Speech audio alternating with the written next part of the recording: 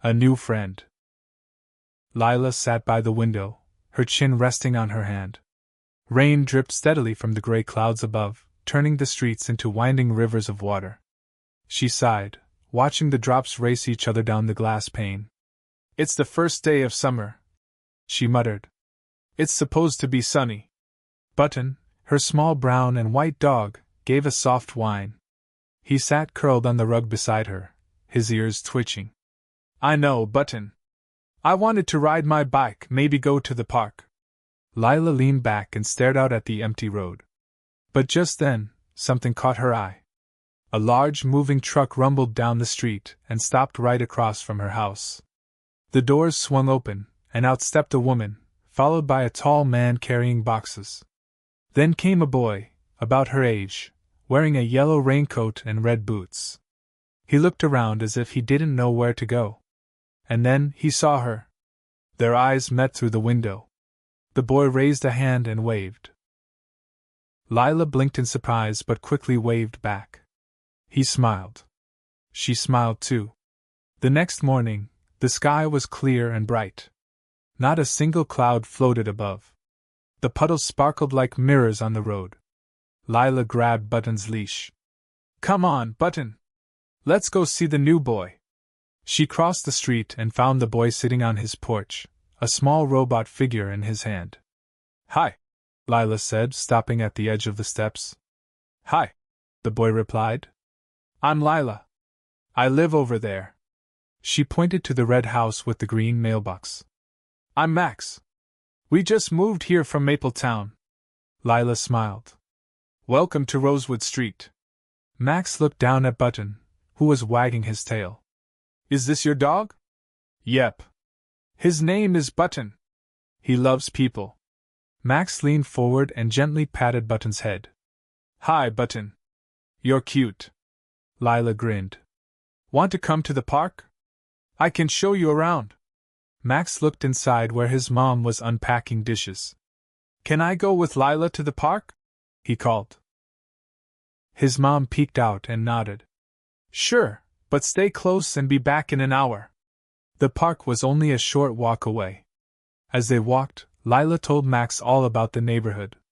"There's a library 2 blocks that way," she said, pointing. "And behind it, there's a garden with the best flowers.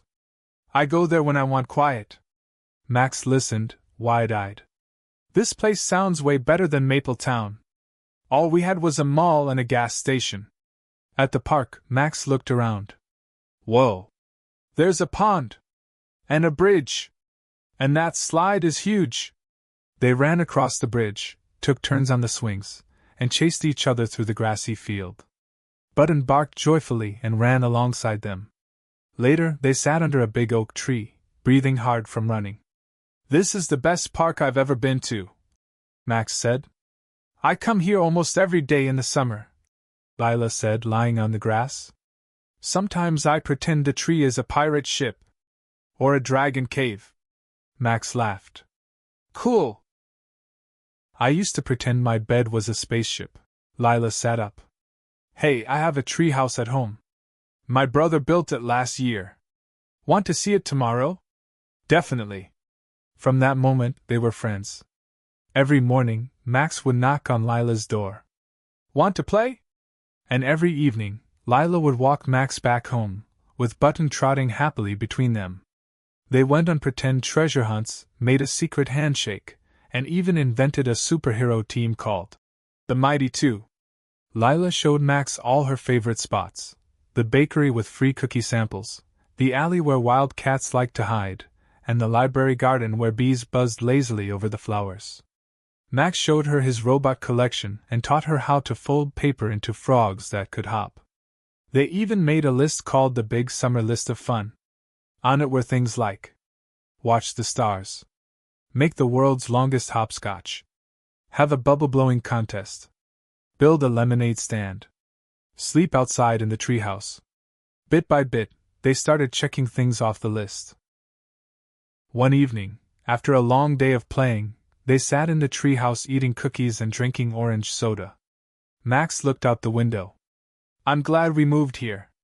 Lila turned to him. "Really?" "Yeah. At my old school, no one really talked to me. I sat by myself at lunch. I think I was just invisible. Lila frowned. That's awful. Max shrugged. I used to pretend I had a robot friend named Zip. He was always there. But he wasn't real. Lila placed her hand on Max's. Well, I'm real. And I'm your friend now. So is Button. Max smiled. Thanks, Lila. And besides, she said, grinning, invisibility is only cool if you're a superhero. One Saturday, Lila's mom had a surprise. We're going to Sunny Lake today, she said. Pack swimsuits and snacks. Lila squealed. Can Max come? Of course. Soon the car was packed, and Max and his parents joined them in a second car. The two families became fast friends. At the lake, they swam, had a picnic, and took turns paddling a little rented boat. Button wore a tiny life vest and barked at ducks. Max and Lila found smooth stones and skipped them across the water. That night, Max whispered, "This was the best day ever." Lila nodded. Agreed. But not every day was perfect. One morning, Max didn't show up. Lila waited and waited. The porch felt quiet without his knock. She crossed the street and knocked on his door. Max's mom answered. He has a cold, poor thing, she said. He needs rest. Lila went home with a heavy heart. The day felt lonely.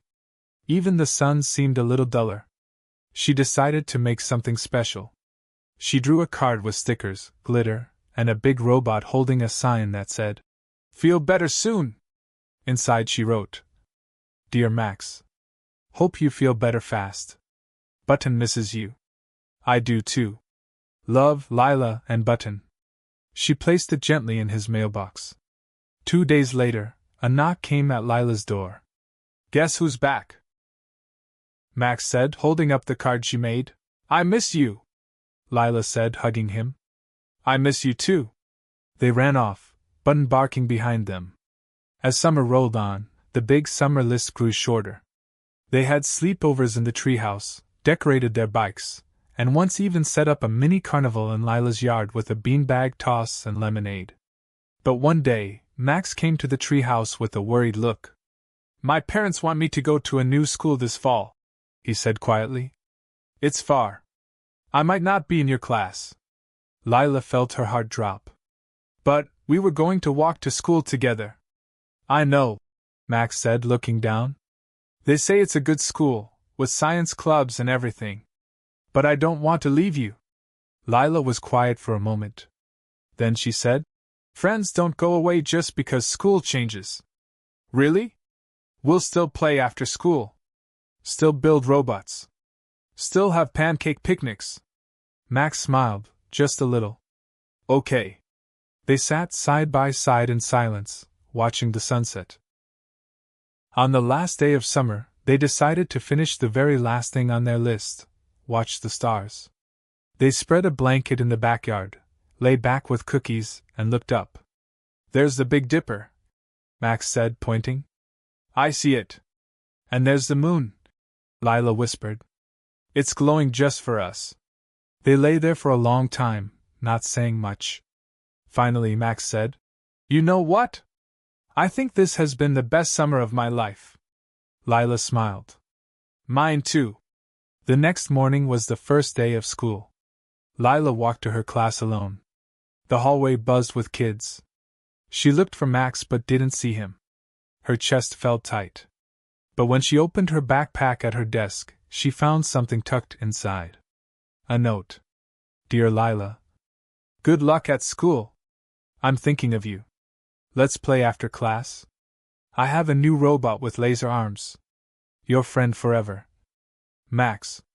Lila smiled and folded the note gently, placing it in her notebook like a treasure. Max might be at a different school, but he was still her best friend. And that wouldn't change.